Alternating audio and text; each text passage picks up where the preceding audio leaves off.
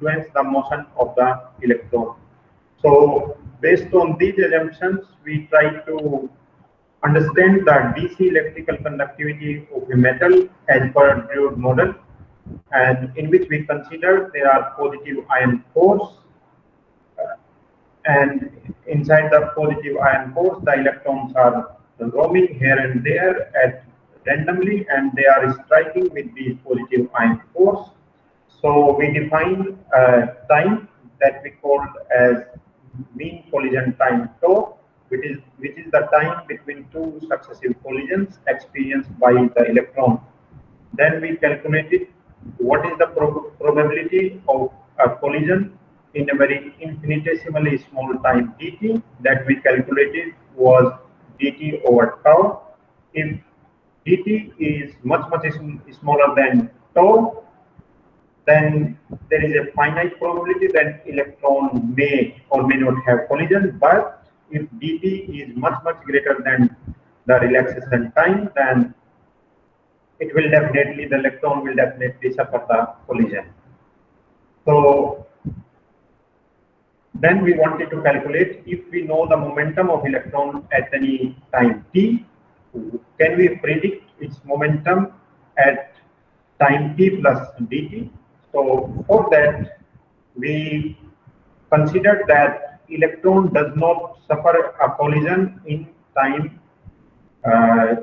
dt, and we calculated the probability that electron does not suffer a collision in this time, and that comes out to be 1 minus dt power tau. So then we wrote the expression for its momentum at time t plus dt, that was equal to 1 minus dt over tau times its momentum at time t. And as we know that if dt is much greater than tau, then electron will necessarily suffer a collision, and we will put here 1 minus 1 will equal to 0. So the average momentum of the electron after a passage of long time would be 0. So then we applied an electric field to the electron, and what this electric field, it will apply a force that is a function of time. So for the time being, we assume that the applied field is constant, but later we will see the field is AC, and we will see its consequences on the motion of the electron.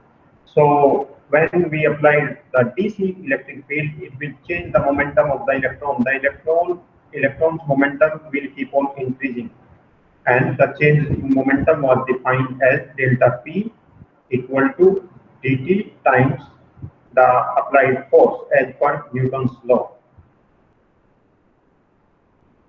Then we defined there, as I told you, that applied electric field would try to change the momentum of the electron. So we insert this in this expression, and from the previous expression we write the term for delta P, and we write this, and we solve this expression. So we get on the right hand side 4 terms. Now, as we know that relaxation time is very small, 10 to the power minus 14 to 10 to the power minus 15 seconds. So under the condition that the electron should not suffer any collision, then dt is much smaller than tau. So it may be 10 to the power minus 16 or 10 to the power minus 17 seconds. So square of dt would be much smaller. Therefore, we can neglect this last term, and our equation would have only 3 terms on the right hand side, which after reshuffling the terms, we can take this pt on the left hand side, and we can divide the whole equation by dt. So it will give you the rate of change of momentum that would contain 2 terms. The first term is due to the applied electric field, and second term that is known as the frictional drag term, that comes into picture when electron collides with the positive ions. So the first term, that is due to the applied electric field, it tries to raise the momentum of the electron. If that is the only term present, then electron's momentum would increase up to infinity. However, as you see, we have the Second term also with negative sign. So this term is due to collision or scattering. It will try to reduce the electron momentum. So one factor is trying to increase the electron momentum, the other factor is trying to decrease the momentum, and there will be a situation when both the terms will become, and dp over dt would be 0. This means the electron, the rate of change of electron momentum is 0. This further means that the electron is moving with a constant velocity, and that velocity is known as the drift velocity. So, for the time being, we assume that the external force is 0. Then the previous equation will become dp over dt equal to minus p at time t divided by tau, and it is a first order differential equation whose solution is given as pt equal to the momentum of electron just after scattering, that is at time t is equal to 0 times e to the power minus time over relaxation time. It says that initial momentum decays exponentially with a typical time scale tau because of scattering. The momentum gets randomized and becomes 0 after a long time. Now we again consider the effect of applied electric field, and the force on the electron due to applied electric field, as you know, is given by its charge times the applied electric field. So we can put this force in the previous equation, and that will become dp over dt equal to minus p over tau minus e times e. Now we know that when the electron moves under the action of applied electric field, it generates a current, and the corresponding current density is given as J is equal to minus NeV, where N is the electron density in the metal, E is electronic charge, and V is the drift velocity of the electron.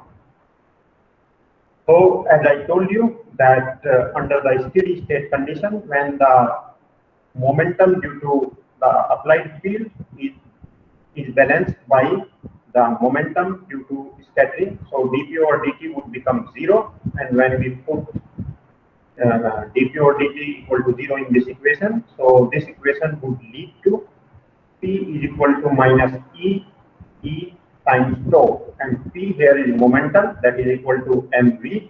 So from here we can get v expression for v, that would come out to be minus e tau over m times e. When we plug in the value of velocity in the current density expression, that is equal to minus ne times v. So this would become J is equal to ne squared tau upon m times e, and that is the Ohm's law. With this factor as a not constant, it is denoted as sigma, and it is defined as the conductivity, because we have applied the DC field, so it is known as the DC conductivity. So DC conductivity is given equal to ne squared tau over m, and it is denoted by sigma. And as we know that reverse of conductivity is the electrical resistivity, so we will have expression for electrical resistivity that is denoted by rho. It would be equal to m divided by ne squared tau. So we have derived an expression for the electrical conductivity of metal based on the Drude's model. So now we can see that if we look at the expression of the electrical resistivity, it contains a term tau. This tau enters here due to the scattering of electron with the positive ions. As the electron moves through the lattice of positive ions, the electron undergoes scattering. In this picture, you can see electron suffers scattering or collision with the positive ions, and its motion gets randomized. So we call it that electron gains a resistance because it is not allowed to move freely. It is dragged by the collision, and collisions lead to what we call as resistance. If there is no collision, this means that there is no resistance to the motion of the electron, and the metal should possess infinite conductivity or zero electrical resistivity. But actually every metal, whether it is copper or gold or platinum, every metal possesses some sort of conductivity or resistivity. So as so far we can see that we have derived the Ohm's law using the Drude's model. So it is counted one of the successes of Drude's model that it gave us a way to think how resistance appears inside the metal. And for the first time, an understanding was developed how resistance can appear inside a metal. And the reason is it occurs because of the scattering of electrons with a positive ion force.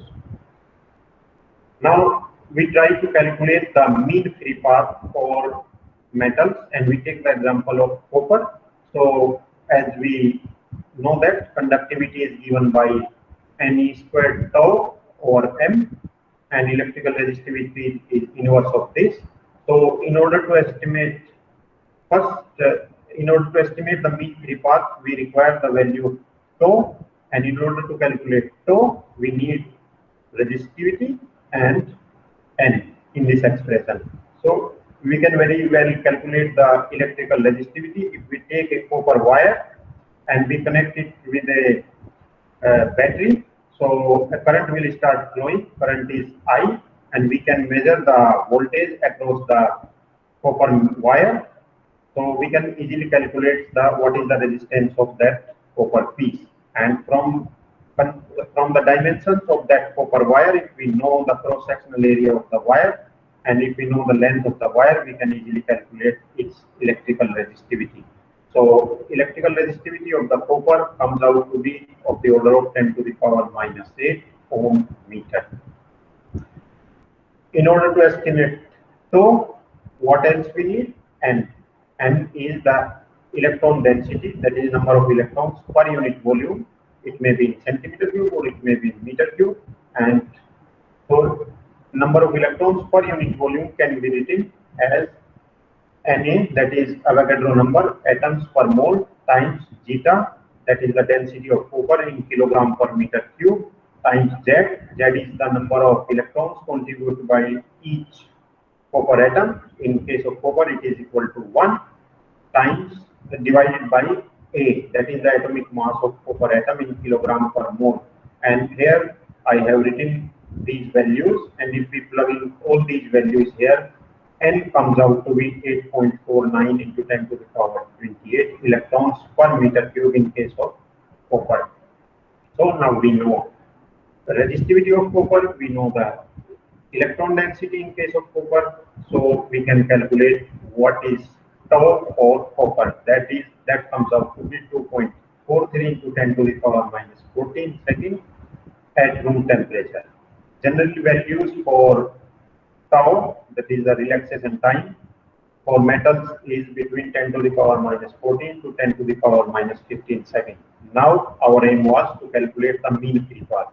Mean free path is related to this mean collision time with this formula. L is equal to V naught into tau, where V naught is the speed of electron, and as per Drude's model, it was of the order of 10 to the power 5 meter per second. If we plug in this value and this value, or we plug in these values rather, and this value, we get the mean free path of the order of 1 to 10 angstrom, and that is the spacing between positive ion cores inside a lattice at room temperature.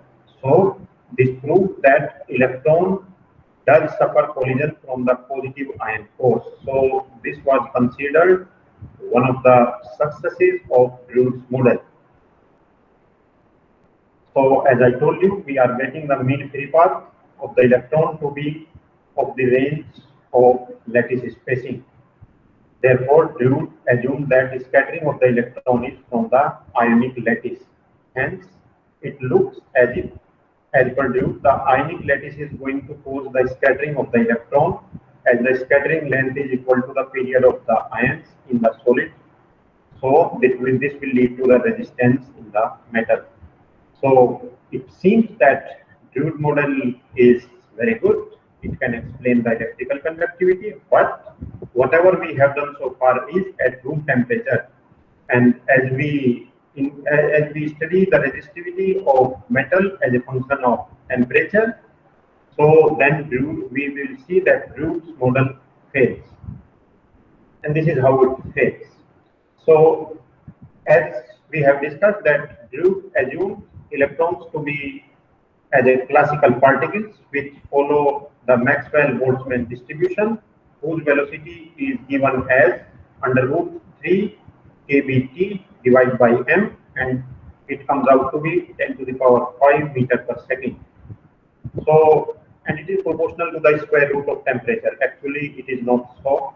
So that is one of the failure of the Drude's model. Second is that as Drude model came in 1900th century, and later discoveries proved that electrons do not follow the Maxwell-Boltzmann distribution, as they are not the classical particles. We cannot distinguish between two electrons, and however, the electrons follow the Fermi-Dirac statistics that is governed by the laws of quantum mechanics. The electrons are filled as per the Pauli exclusion principle. So, if we consider the Fermi-Dirac statistics, then the velocity of electron comes out to be one order higher. So, it comes out to be 10 to the power 6 meter per second. Therefore, in Drude's model, the electron velocity was underestimated by one order of magnitude. Now, as here we have seen that electron velocity is proportional to the square root of temperature, but actually it is seen that the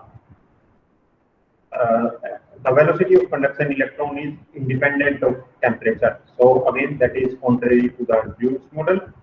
Second, if we measure the electrical resistivity as a function of temperature for metals, we observe that as we lower the temperature, resistivity decreases. This implies that the relaxation time, that is inversely proportional to rho, it should increase. Hence, with the lowering of temperature, so which was of the order of 10 to the power minus 14 to 15 seconds at room temperature, it becomes 10 to the power minus 13 seconds at lower temperature. If it is so, then it is going to change the mean free path, and mean free path, which was 1 to 10 angstrom at room temperature, that would become in the range of 100 to 1000 angstrom. Such a large mean free path. This means that this proves that at low temperature the electron does not suffer collision with the positive ion force. So that is the failure of the Drude's model. Drude model can work only at room temperature. At low temperature, it does not work because we calculated the mean free path that comes out to be several times of the lattice spacing. So this means that electrons should not suffer collision with the positive ions at lower temperature. So that is the strong evidence that electrons do not collide the positive ions as Drude models proposed. So this I have already discussed, that the conductivity as per Drude's model is proportional to 1 over under root T, under root temperature. However, experimentally it is observed that sigma varies as 1 over T. So this discrepancy is due to the limitations of classical physics, as Drude considered the electron to behave as classical particles, and Drude also assumed that there is no electron-ion interaction, and electron-ion interaction, if it is there, it is elastic in nature. Now, that was the Drude model for metals and how it succeeded in explaining the expression for electrical conductivity, and we also see how it failed to explain the electrical conductivity or resistivity at low temperatures. The biggest failure of Drude model is in case of insulators, as we will see now. So, in case of insulators, the Drude model is one of the biggest failure And because in insulators, if we look the behavior of resistivity of insulators as a function of temperature, the resistivity actually diverges as we lower the temperature as T. So the resistivity of insulators keep on increasing as we lower the temperature. So when we are very close to 0 Kelvin, so T tends to 0, the longitudinal resistivity actually tends to infinity. So this means that rho should tend to infinity. It becomes infinitely large in an insulator. So the resistivity diverges as we lower the temperature and go towards 0. And what does Drude theory say? Drude theory says that the resistivity is Ne square. Here something is missing, so I write rho is equal to uh, tau over Ne square. That was the formula for resistivity. So if resistivity tends to infinity, it implies that tau should be tending to 0, or insulators are materials in which when temperature is 0 Kelvin, tau should tend to 0. If we recall, tau is the time interval between two successive scattering of the electron. It emerges from one and scatters within a time interval tau. So the number of scattering event, the scattering per second of the electron is 1 over tau.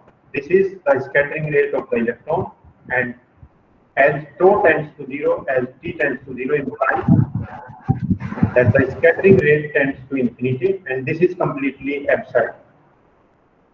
This is completely absurd that scattering rate is going to be infinity. What does this mean? This means nothing. Therefore, the Drude's model failed to explain the behavior of insulators. So far we have discussed the Drude's model, and we have discussed the conductivity of metals. That was the DC conductivity, that is the conductivity under the constant applied electric field. We also discussed how the Drude model failed to explain the behavior of insulators. Now we try to see what is the AC conductivity of metal as per Drude model. So by AC Sir, yes, sir, in superconductors, resistivity is equals to 0. So yes. it means there is no collision. How it is possible? So I can answer you. I can answer your question after the presentation. Is it okay with you? Okay, sir. Hmm. Thank you. So now we discuss AC conductivity. So AC conductivity means the conductivity of the metal when we apply a time varying electric field, and time varying electric field is E as a function of time is equal to E naught e to the power minus omega t. You can write it as E naught cos omega t, or you can write it E naught sin omega t. That is up to you.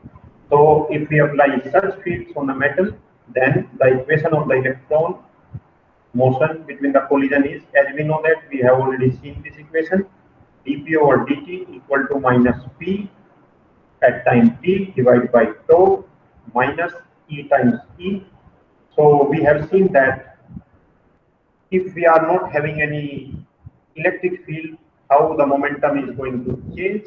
So this is the expression, we just saw this, and when we put this in this equation, we get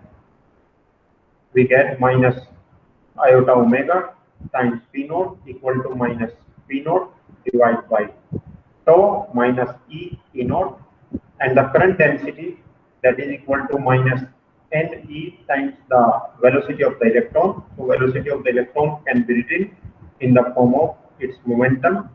So that would be equal to p by m, and if we put P naught from here, we will get an expression something else. After a little bit of mathematical calculations, we will get sigma naught, that is Ne squared over m divided by 1 minus iota omega tau times E. So this term sigma naught divided by 1 minus iota omega tau, it is defined as sigma as a function of omega, that is the applied frequency, angular frequency. So sigma omega times E.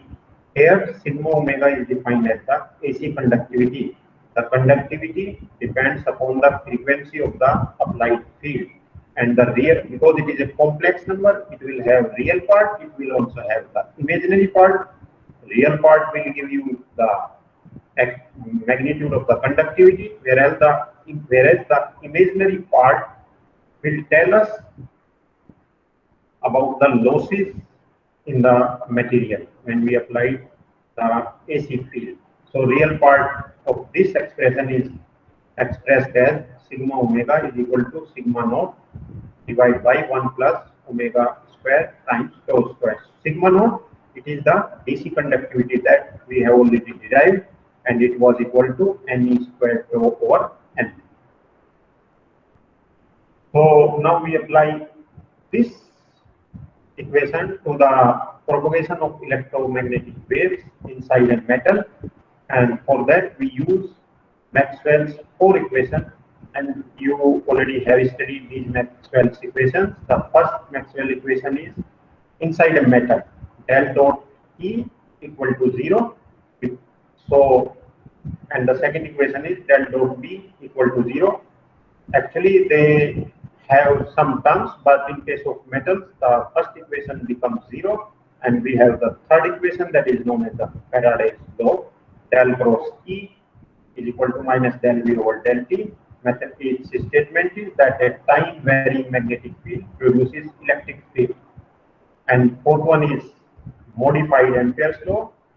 So del cross B is equal to mu naught J plus mu naught epsilon naught times del E over del T. So you can see in the fourth equation, second term, and this multiplication factor mu naught epsilon naught is very important, as you know that the inverse of the square root of this term would give us the speed of light.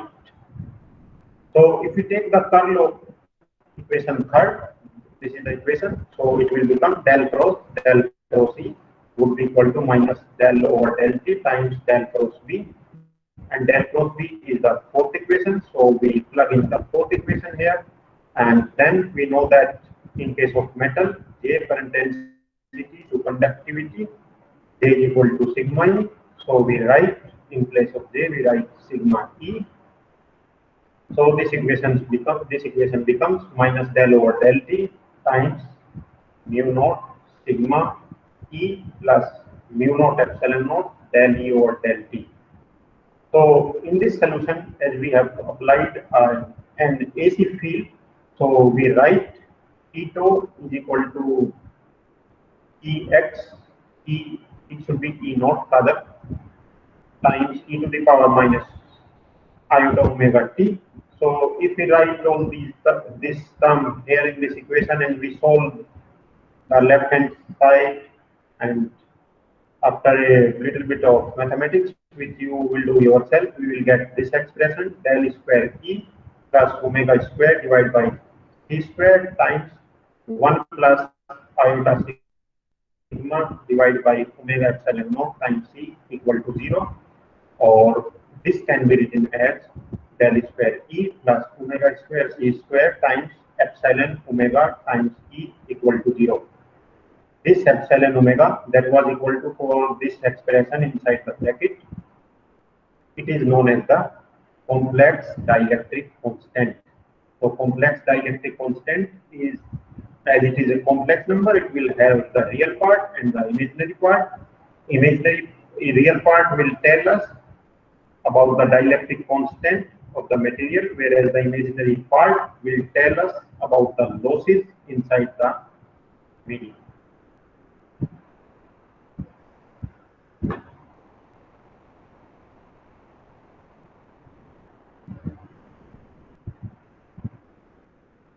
Something is there, something is fine.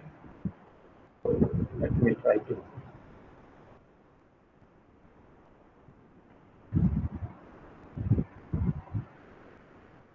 Can you hear me? Yes, sir. Yes, but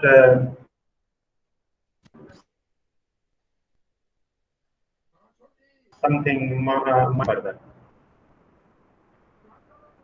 So till then, I reply answer your question. So your question was, in case of superconductors, you have zero resistivity, but this means that the electrons should not suffer collision. This was your question. Yes, sir. Yes, sir. Hello. Okay. What is your name? Akanksha. Okay, Akanksha. Yes, thank you for the question. So in case of superconductor, the conduction is not by a single electron, but it is by a pair of electrons. And so that Cooper pair, in that Cooper pair, we have two electrons which are traveling in the opposite direction. So the net momentum is equal to 0. And if we see the momentum of this Cooper pair, that would be given by lambda is equal to h over total momentum. And as the two electrons inside the Cooper pair, they are traveling in the opposite direction. So the net momentum is 0. So what would be the wavelength? Wavelength should be infinite. So the Cooper pair belongs to an infinite wavelength, and it is the property of an infinite. It is a property of a wave whose wavelength is infinite, that it does not feel scattering. So that is the reason. That is the theoretical reason for having zero resistance in case of superconductor. Okay, sir. It means it is a quantum explanation of superconductors. Classical theory failed. Yes, it is the yes. Classical theory cannot explain, because classically, if we have two electrons, they should repel each other. But in case of superconductors, the two electrons can attract each other through the lattice deformation, and that is the basis of the BCS theory. That is the Bardeen-Cooper-Schreiber theory that explains.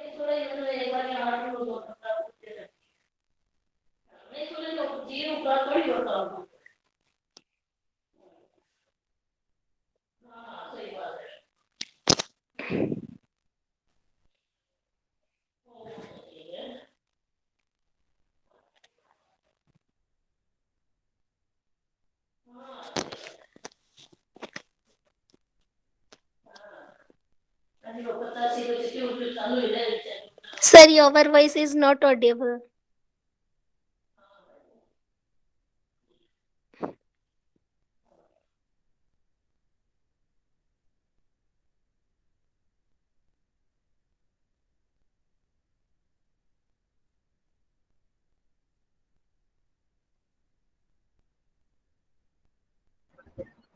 Sir meeting room से test